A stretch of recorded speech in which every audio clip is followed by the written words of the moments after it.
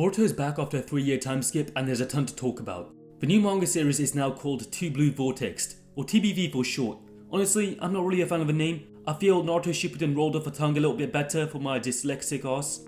Anyhow, the chapter is doing really well, considering it's been on a long hiatus. All in all, Boruto's return with this big time skip has stirred up a storm of topics to talk about.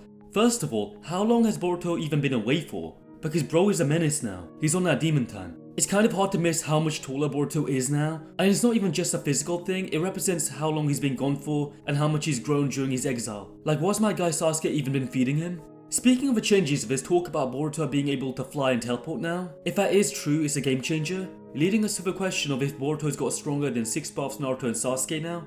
But before we get to that, firstly, the new character designs have also got people talking. Kawaki and Mitsuki are looking pretty sick. I don't think anybody has a problem with that, but Sarada's new look has riled people up, which to be fair is kind of understandable, but not really at the same time. The big question is that outfit too revealing? I've talked to my friend Naruto explained about this, and he's got a niece who's around that age who apparently wears that kind of stuff, so I assume it's pretty common. But some people think it might be a bit too much. All I can say on that is, in the world of shonen manga, it's pretty normal. I say that because contextually, the age of consent has recently changed from 13 to 16 in Japan, so that would explain why a lot of mangaka are kind of weird. But when looking at Boruto's artist, Ikimoto, you can tell the appearance of the female characters within Boruto are more so inspired by Korean idols. So my guess is either Ikimoto is a fan of K-idols or he's trying to just establish this more modern look for his characters, which does make sense since Boruto is meant to be set in the future of Naruto.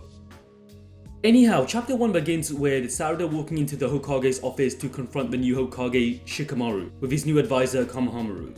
It's unclear if he's the permanent or temporary Hokage, but considering that the village believes that Naruto has been dead for 3 years now, it's likely that he is the permanent Hokage. And it does make sense, he was Naruto's advisor before, so it's natural for him to follow. Also, considering the fact that it's hinted that there was an 8th stone face that was destroyed by Kawaki in the future, it could well be Shikamaru's. A lot of people have also been saying that Shikamaru as Hokage will suck, but I'd argue otherwise. Firstly, he's by far the smartest Hokage in history with an IQ over 200. He also has a proven track record of strategic thinking and has the qualities of a strong leader. In fact, in the Shikamaru Shinden novel, he proves how politically inept and cautious he is, even being willing to go to war if need be. Some people argue he's too rash, but come on, like, this guy was getting threatened. You're not just gonna take that, right?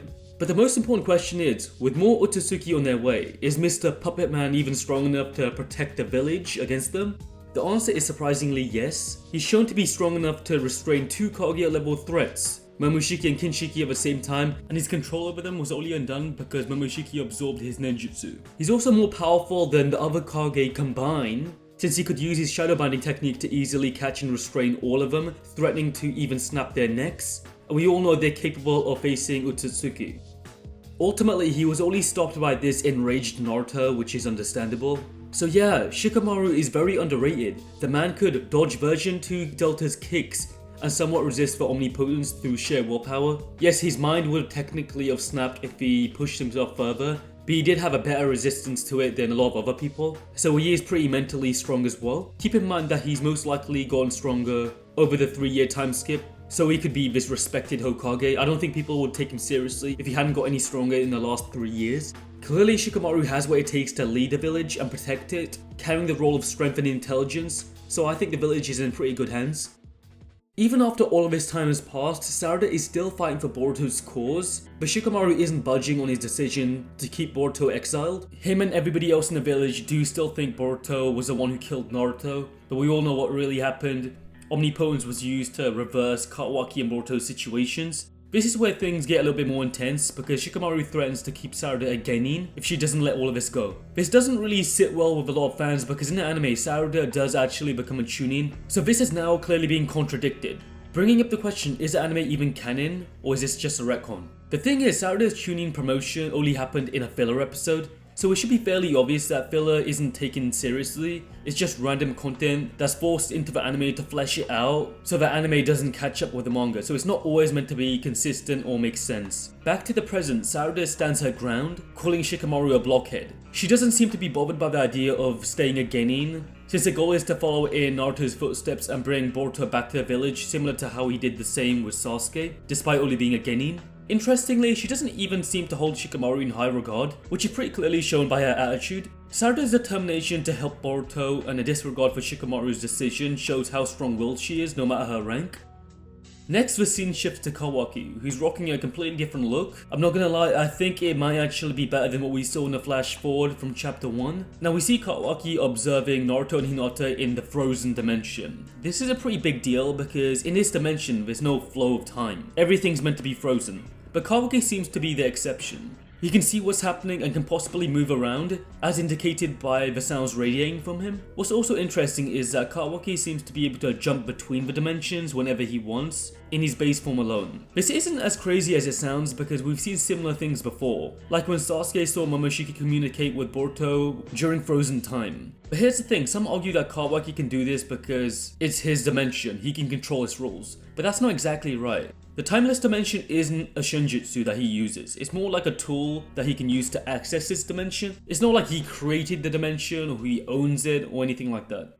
So here's another big question, how does all of this work? Is Kawaki immune to the effects of time, or is he just really good at resisting its influence? It could be infinite or inaccessible speed, but I don't think that's the case because if that was true, that means he could just run throughout time and not be affected at it by all. A bit like Jiren from Dragon Ball Super, who's arguably surpassed all of time.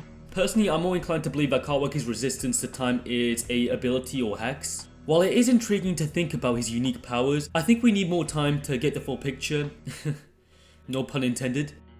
Anyway, Sarada walks off with Sumire, noting that she doesn't blame Shikamaru because he's under the effects of Ada's omnipotence, but she can't just give up on Boruto. However, undoing the omnipotence seems like an impossible mission right now. Ada is slowly catching on to Sarada and Sumire not being affected by any of her shinjutsu, which is concerning.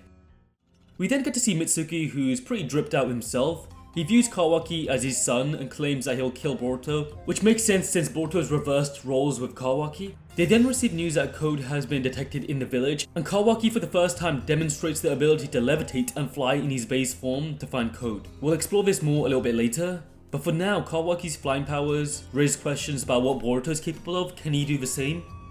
The following pages then show Himari training with Chocho. Himari has this Powerpuff Girl vibe going on, and she's clearly now a ninja. I know we can't see her headband, but she does seem to have a ninja pouch and is using ninja tools. I'm pretty sure she's now Boruto's age in part 1, so I expect her to have a power level that escalates as quickly as Boruto's, if not quicker. We know she has this secret hidden power that could rival demons, even 2 years ago, so she'll eventually hold this major role in the final half of the series without any doubt. The other thing that hints towards this is the fact that Himari still has this innate feeling that Boruto is innocent and feels a connection towards him despite not knowing that he's her brother.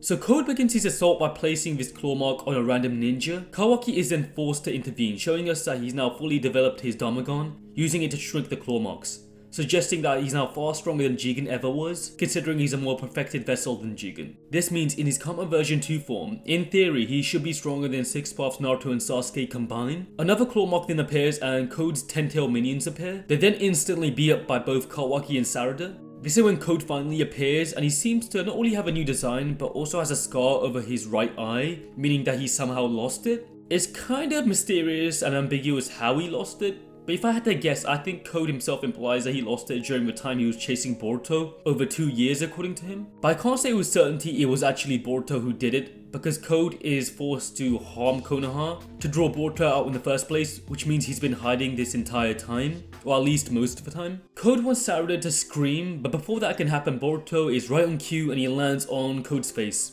Once again, Code has been absolutely disrespected. But what can you really say at this point? I don't really expect any less from my GOAT Boruto. Letting Code know that that kind of mentality won't help him get laid. Code is now officially on my fraud watch alongside Vegeta. I'm just banking on Amadio finally replacing this jobber as a main villain, since I still don't trust Amadio's devious ass. The man's name literally means God's beloved in Latin, definitely working for Shibai or planning to do something devious. Apparently Boruto's chakra was detected in the sky, implying not only did he teleport there, but somehow he went from the sky all the way down to Code, possibly implying that he can fly, which does make sense considering that Kawaki in his base form can also fly. Anyway, Boruto's probably had the best globe in shonen manga for a long time. His drip is immaculate, and the brother has Sasuke's cape and sword. Now I don't think Sasuke is dead because surely they wouldn't just off-screen him, he's a really important character, but you never know. Boruto has been shown to have 2 badges. I believe the 2 badges represent Himari's sunflower and his own unique symbol, which is shown in the anime. Another thing is, can we talk about Boruto's height? Like, why is this guy so damn tall? This could be an artistic mistake or a retcon, but Boruto dwarfs Code and Sarada in height. If I had to guess, I think he looks around 6 foot, which is pretty consistent with him being shown relative to Kawaki's height in recent promotional material, and Kawaki is pretty tall himself. Of course, he's gotten taller. If I had to guess, like, Kawaki's in the 6'2" range. Although Boruto did look shorter in the original Chapter 1 flash forward, so this could still all very well just be a mistake. Getting into the post-time skip, Boruto seems stronger than ever before. His base form seems stronger than Unlimited Code's base form. If that's the case, then Boruto's version 1 karma is at least as strong or stronger than Code's version 1, who in that form is said to be stronger than Jigen. Meaning in version 1 of a karma alone, Boruto could most likely single-handedly beat 6 spots Naruto and Sasuke combined. If that is the case, how did Boruto get so strong? Well, it has been 3 years, and a new chapter cover shows Boruto sitting on what looks like a pile of lightly tinted rocks. This could very well be the moon. It does kind of look like the moon's surface, but I can't say for sure. Going to the moon would make sense considering that he is on a run, and although he can hide his chakra, he can't hide it from either Kawaki or Code, who are still looking for him. Since he's been pretty much hidden for 3 years, it makes sense that his ass was training on the moon with Sasuke, possibly Taneri, who was granted frozen by Urashiki, but that really just happened in the anime. If you do think that happened in the manga, then it's possible that Sasuke might have released him. So the next chapter is set up for us to witness this 3-way deadlock between the 3 common users Boruto, Kawaki and Code. It should be pretty cool, but I have a feeling that this fight is going to be cut pretty short. Just like Team 7's fight early into Naruto Shippuden was cut by Orochimaru, because none of them really want to reveal their true power just yet in classic Kishimoto fashion. I personally thoroughly enjoyed this chapter, which is officially ranked 4th view-wise on Shonen Jump's website, but it's consistently rising, which isn't bad for a manga returning after a hiatus, especially considering that the chapter was fairly modest, but I expect big things to be coming out soon. If you have your own theory of what's going to happen in TBV or how strong Boruto is now, let me know down in the comments section, because I do read all of the comments. I like some of them, I even pin some of them, so make sure to do that. Anyway, it would be much appreciated if you could like the video, maybe even subscribe. Thank you for watching, and I'll see you later. Peace.